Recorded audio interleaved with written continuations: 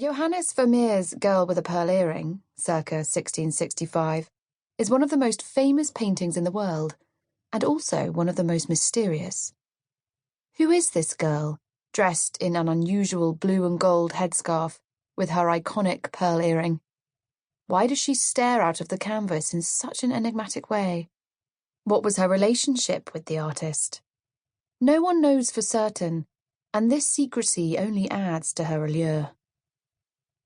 The much-debated identity of Vermeer's model inspired Tracy Chevalier to write the best-selling historical novel Girl with a Pearl Earring, which tells a fictitious story behind the painting.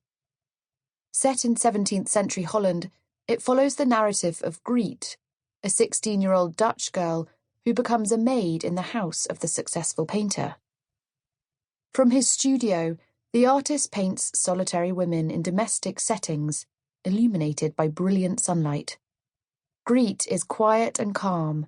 She is also beautiful and perceptive, and soon attracts Vermeer's attention. The very first time they meet, he notices the way that she has arranged the vegetables she is chopping.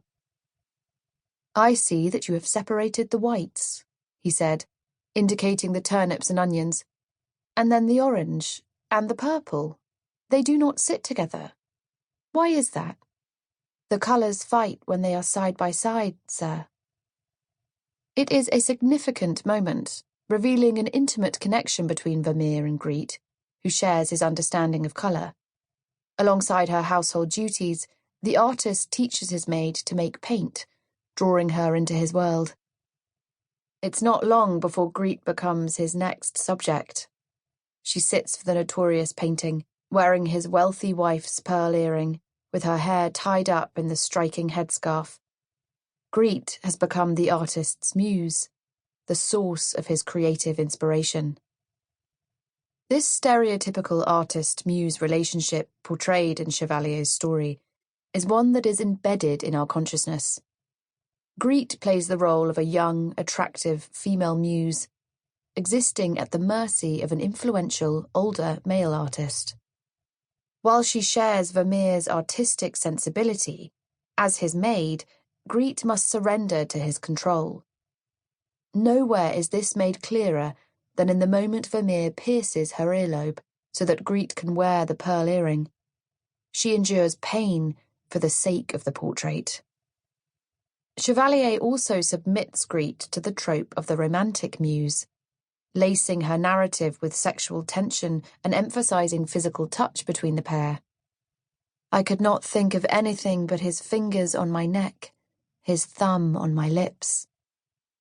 She inspires this man in ways that his wife cannot, and an intimacy develops between the maid and Vermeer that ultimately gives power to his painting. In 2003, Chevalier's book was adapted into a film, starring Scarlett Johansson as Griet against Colin Firth's moody Vermeer. Johansson's sensual portrayal of the servant girl only perpetuates the stereotype of an artist-muse relationship defined by female subordination to male authority. "Open your mouth. Now lick your lips," the artist demands, and she silently obeys, perfectly playing the part of compliant muse. But is this perception of a muse, as powerless, submissive, and female, accurate? Or could this characterization actually be somewhat lazy and untrue? Have muses had more agency than we give them credit for? To find out, we must go back to ancient Greece to understand the original identity, purpose, and status of the muse. But first, we should also take a look at the Disney 1997 animated feature film, Hercules.